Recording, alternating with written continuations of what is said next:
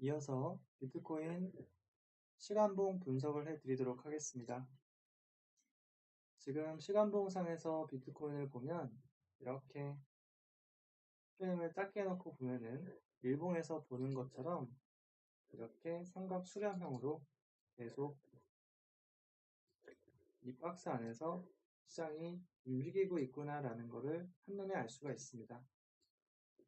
이거를 이제 크게 확대해서 보면 비트코인이 상승세로 반등을 하려고 하다가 이제 실패하고 다시 지금 하락세로 추세가 유지가 되고 있는 것을 볼 수가 있는데, 이게 하락 추세다라고 어떻게 볼 수가 있냐면, 시장은 상승 추세와 하락 추세가 있고 횡보가 있는데, 보통 정석적인 시장 추세는 이렇게 됩니다.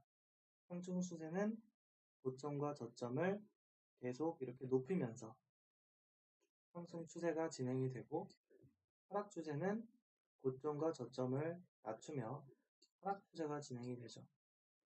횡보는 일정한 패턴 구간에서 고점과 저점을 오르락 내리락 하는 것을 횡보라고 부르고, 또 불규칙적으로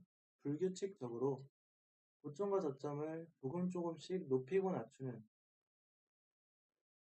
불규칙적인 시장이 진행되기도 합니다. 우리는 이거를 삼각 확장형 패턴이다 라고 부르죠.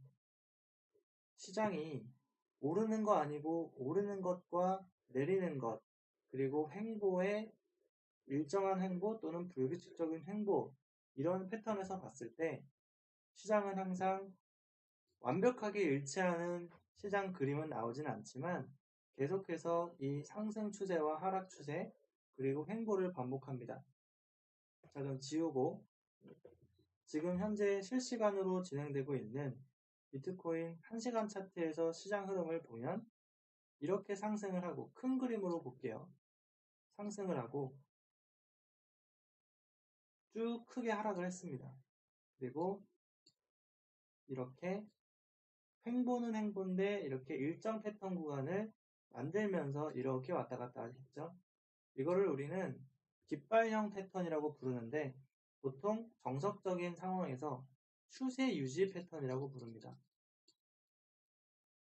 며칠 전에도 제가 말씀드렸듯이 이러한 추세 유지 패턴이 나오게 되면은 이 고점의 저항선 부분을 강력하게 돌파하기가 힘들어지고, 여길 저항받고 이렇게 다시 재차 하락 추세로 전환되게 되어 있습니다. 왜냐하면 매도 세력이 상승으로 그냥 올라가도록 가만히 두질 않기 때문이죠.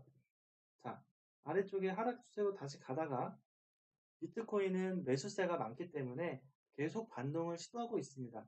이번에 다시 반등을 해서 이렇게 저항을 받고 눌림목이 나와서 재차 반등하는 모습이 나왔지만, 이 저항선을 연결해보면 저항선 부분을 이렇게 연결을 해보면 저항선 부분까지 도달하지 못하고 반등을 하지 못하고 다시 재차 하락세로 전환되는 모습을 볼 수가 있습니다. 그리고 실시간으로 계속 하락 추세로 내려가고 있죠. 그러면은 이 디테일한, 일봉보다는 디테일한 1시간 봉에서 도대체 매매를 할 때는 어떻게 활용할 수 있냐면, 조금 더 확대해 보겠습니다. 자, 매매를 하는 관점에서는, 자, 예를 들어서 이미 큰 폭의 하락세가 나왔으면 추세는 하락 추세이기 때문에 사실 매수는 자제하는 게 맞습니다. 만약에 매수를 한다고 한다면 이런 패턴이 나왔으면 지금 이건 하락 추세의 유지 패턴이기 때문에 매수 포인트를 잡는 건 이러한 패턴 속의 저점, 사실 이런 패턴 속의 저점보다는 추세가 하락세로 내려올 가능성이 높으니까 이 저점보다 더 낮은 곳에서의 매수 포인트를 잡는 게 조금 더 유리하다라고 할 수 있습니다. 요즘에는 비트코인 또한 마진 거래가 가능하고 매도 거래가 가능합니다. 마진 거래가 더 유리하다고는 할 수는 없습니다. 레버리지를 관리하는 데 있어서 투자자가 모든 걸 결정을 해야 되기 때문에 무리한 투자는 매우 위험하지만 비트코인 매수를 하는 것처럼 똑같이 매도하는 것도 같은 양의 레버리지를 아주 조금만 쓴다면 하락 추세에서는 매수 대응보다는 매도 대응을 하는 게 사실 더 유리합니다. 그렇다면 매도를 해야 되는 시점은 어떻게 잡아야 되냐면, 자, 지금 과거부터 설명을 드릴게요. 과거부터 설명을 드리면 매도 포인트를 잡는 방법은 패턴이 만들어질 때, 보통 두 개의 꼭지점이 그려질 때 매도 포인트를 잡을 수가 있습니다. 이렇게 연결하면은 아하, 하락 추세 깃발 패턴, 그럼 요 포인트 저항받고 돌파를 못하면 여기서 매도를 잡을 수가 있으세요. 그러면 매도를 했을 때 손절가와 청산가는 어떻게 잡냐면, 보통 얘가 상승 추세로 전환되기 위해서는 이 완만한 저항선, 상승 추세 저항선이라고 부르는데, 이 저항선을 강력하게 돌파를 해야만 상승세로 전환될 수 있으니까 여기를 돌파하는 어느 정도 지점, 여기를 가면 손절, 이렇게 손절 포인트를 잡을 수가 있고, 청산 포인트 같은 경우에는 보통 이전에 하락한 하락폭만큼 다시 하락세가 진행됩니다. 그 포인트가 1차 청산가, 그 다음에 나머지 포인트는 2차 청산가, 이렇게 가져갈 수가 있는 것이죠. 자, 여기 시점에서는 그렇고, 다시 두 번째, 제가 여기서도 매도 위주의 관점을 봐야 된다고 말씀을 드렸고, 여기서도 매도 위주의 관점을 봐야 된다고 말씀을 드렸어요.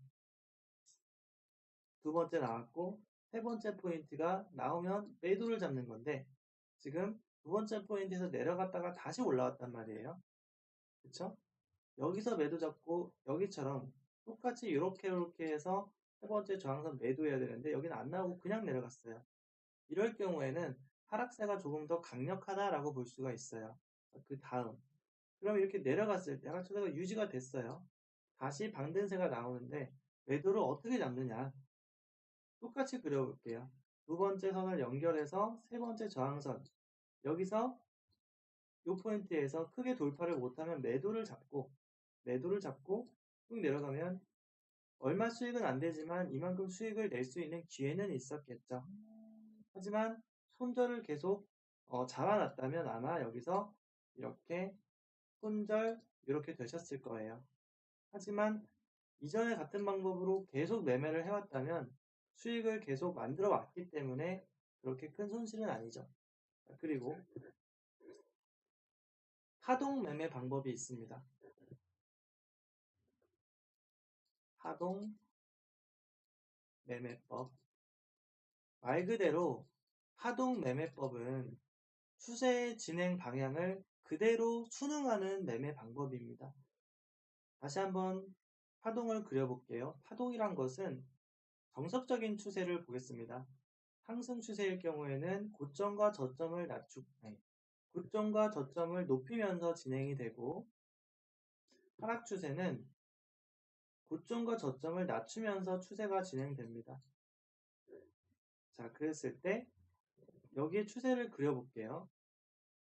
자, 아래서부터 그리면 저점에서 반등을 하고 다시 아래로 깨고 내려가지 않고 다시 고점을 높였어요. 이럴 경우에는 상승 추세로 전환될 수 있는 가능성이 높습니다. 눌림은 작고 추세는 크게. 자, 다시. 자, 반등, 고점을 더 높여서 눌림, 반등, 눌림, 반등, 눌림, 반등, 눌림, 반등. 이렇게 해서 지금 상승 추세가 진행된 것입니다. 그러다가 이 전저점을 깨는 시점이 나옵니다. 여기서 교정이 좀 깊었죠? 반등, 전저점 돌파. 이 그림을 보면, 여기서 그림을 잘 보면 여러분들이 어떤 책이나 인터넷에서 많은 그림을 보신 적이 있을 건데, 가장 이 반전형 패턴의 기본형입니다. 헤드 앤 숄더라고 해서 이 상승세가 이어지다가 다음 상승폭을 여기서 고점을 돌파를 못하고 이 넥라인을 딱 치고 이보다 더 아래로 하락하게 되면은 여기가 이 지지 저항대로 바뀝니다. 그래서 반등을 하더라도 조금 반등하고 쭉 내려가거나 아니면 요만큼까지 반등하고 내려가게 됩니다. 왜냐면 이러한 패턴을 많은 분들이 공부를 하고 이 패턴이 반전형 패턴이라는 걸 알기 때문에 많은 투자자들은 여기서 고심을 합니다. 여기도 마찬가지고요. 더 이상 내려갈까? 아니면 다시 재차 반등해서 올라갈까? 아니면 추세 전환 패턴이 완성돼서 여기를 돌파하고 깨지면 추세 전환 패턴 완성으로서 하락세로 갈 가능성이 매우 높아지거든요. 왜냐면 많은 투자들이 여기서 투매 현상이 나올 수가 있어요. 아, 깨졌다. 상승 추세가 깨졌다. 완전형 패턴이 완성됐다. 가자, 아래로. 그러면 매수 갖고 있는 분들은 많은 사람들이 청산을 할 가능성이 높기 때문에 떨어지게 돼요. 매도 포지션을 많이 잡은 세력들은 이때다 싶어서 본인들이 깼을 수도 있고 많은 투자자들의 어떤 심리 싸움에서 하락세로 방향을 잡으면 오히려 이 매도 세력의 힘을 가해가지고 더욱더 크게 시장이 하락하는 현상이 생기게 됩니다. 그래서 이때 이 포인트가 깨지게 되면 바로 반등 포인트, 여기가 매도 시점이 되는 것이죠. 아주 교과서적인 방법이 되겠습니다. 그러면 이러한 패턴으로 매매를 하는 방법도 있고 또한 이 파동이 정석적인 추세 하락 파동은 이렇게 저점과 고점을 맞추면서 계속 진행된다고 했으니까 이러한 반등 포인트의 매도를 손절을 짧게 잡고 잡을 수 있다면 아주 좋은 매매 방법이 되겠죠. 자, 그러면 그렇게 하는 방법은 어떻게 하는 걸까요? 여러 가지 방법이 있지만 간단한 거 하나 알려드릴게요. 반등 포인트가 되려면 이렇게 양봉, 보통 위로 올라가는 봉을 우리가 양봉으로 그리죠. 지금 이건 외국 차트라서 녹색, 하락은 빨간색 돼 있는데 위로 가는 봉의 캔들이 이렇게 완성이 되고 그러다가 반대로 내려가는 캔들이 완성되는 시점이 나와요. 완성되는 시점. 그러면 이 완성되는 시점을 확인하고 그 다음에 매도를 들어가시면 되세요. 그러면 여기 아래로 쭉 내려가다 다시 한번 볼게요. 위로 올라가는 반등, 올라가는 캔들이 완성이 되면 캔들의 완성 원리를 대부분 매매를 하신 분들은 아시겠지만 캔들이 완성되려면 이 시가, 그 다음에 가격이 상승해서 올라가는 고가, 그 다음에 가격이 떨어지면 종가에서 양봉 또는 음봉, 그리고 얼마만큼 올라갔느냐에 따라서 윗꼬리, 아랫꼬리가 형성이 되고 많이 올라갔다 떨어져서 안정되면 위에 꼬리가 생기고 많이 떨어졌다가 가격이 반등해서 캔들이 완성되면 아래 꼬리가 완성되는데 요거는 제가 자세하게 나중에 한 번 더 정리해서 알려드리도록 하고요.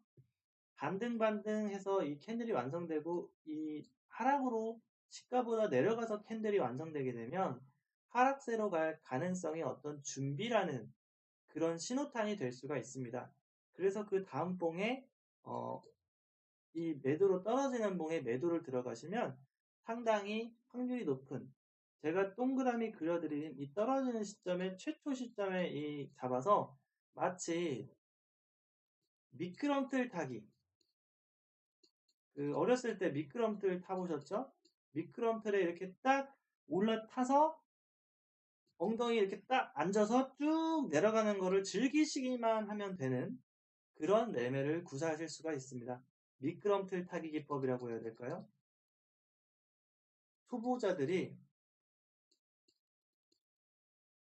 초보자들이 이해하기 쉬운 언어로 한번 제가 말씀을 드려봤습니다. 미끄럼틀 타기 매매 기법. 내려가서 반등이 나오면은 이 다음에 이제 이렇게 내려가는 봉이 완성이 되면 그 다음에 이제 이 약간의 눌림이나 아니면 다시 내려가는 봉이 최초로 시작되는 그림. 여기서 이렇게 매도를 잡고 손절은 이 이전의 고점, 이 미끄럼틀 타기 매매를 하기 위해서 이 반등에 올라갔던 시점의 고점, 여기 바로 위에 손절을 잡으시면 되세요. 그러면은 손절폭은 매우 짧고 미끄럼틀 타기 해서 이제 앉아가지고 쭉 내려가면 수익을 내는 거고 얘가 다시 반등해서 이 고점보다 더 높게 올라가면 짧게 손절하시면 됩니다. 아주 간단하세요. 이렇게 하면은 여기에 대부분의 수익을 쭉 다 내실 수가 있게 되는 거예요. 이렇게 해서 여러분들이 그렇게 어렵지 않은 방법으로도 수익을 낼 수 있다는 것을 이렇게 알려드리도록 하겠습니다. 다음에도 강의 정리해서 또 알려드리겠습니다. 보시는 분들은 구독하시고 실시간 강의 받으시면 조금 도움 더 되실 것 같습니다. 감사합니다.